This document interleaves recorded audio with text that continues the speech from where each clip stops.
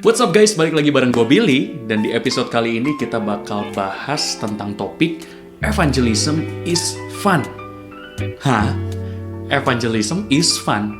Gak salah kan? Kalau evangelism is fun, terus kenapa banyak para rasul yang martir waktu melakukan tugas penginjilan? Terus kenapa juga banyak penolakan waktu kita melakukan penginjilan? Nah, mungkin itu pertanyaan-pertanyaan yang terlintas di pikiran kalian waktu kalian denger judul episode kali ini. Tapi, kalau kita pahami esensi setiap kata, ternyata memang benar loh teman-teman. Gak bisa dipungkirin kalau evangelism is fun.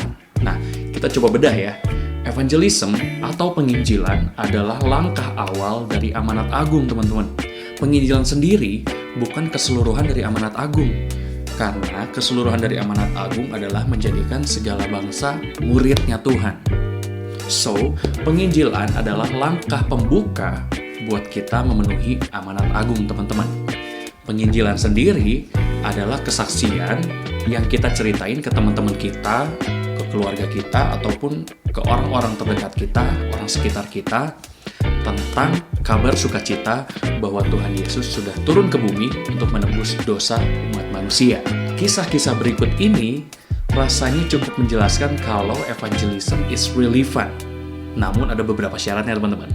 Langsung aja kita cek yang pertama, sukacita akan kebangkitan Yesus. Nah, ini diceritain di Matius 28 ayat 8 teman-teman. Ceritanya waktu itu murid-murid mendengar berita dari perempuan-perempuan yang melayat ke kubur Yesus kalau Tuhan Yesus sudah bangkit. Sebenarnya murid-murid ketakutan teman-teman dengar kabar ini. Tapi dalam hati mereka ada sukacita yang besar buat share berita ini ke teman-teman yang lain, ke murid-murid yang lain. So, evangelism is fun tergantung kesadaran kita akan Injil yang kita beritain teman-teman. Yang kedua, sukacita dalam seisi kota. Ini di Kisah Rasul 8 ayat 1. Ceritanya waktu itu Paulus lagi pergi ke Samaria dan beritain Injil di sana. Dan yang terjadi adalah seisi kota menerima Tuhan, teman-teman. Dan banyak mujizat yang terjadi waktu itu. So, evangelism is fun apabila semua orang menerimanya dengan sepenuh hati, teman-teman. Yang ketiga, sukacita dalam penolakan. Nah, ini ceritanya di Filipi 2 ayat 17. Waktu itu Paulus sedang meneguhkan hati jemaat-jemaat di Filipi. Di dalam suratnya, Paulus menegaskan seperti ini. Sekalipun darahnya dicurahkan pada korban ibadah jemaat, ia tetap akan bersukacita, teman-teman. Yang keempat dan yang terakhir, sukacita karena Injil adalah identitas. Ini di Lukas 24 ayat 48.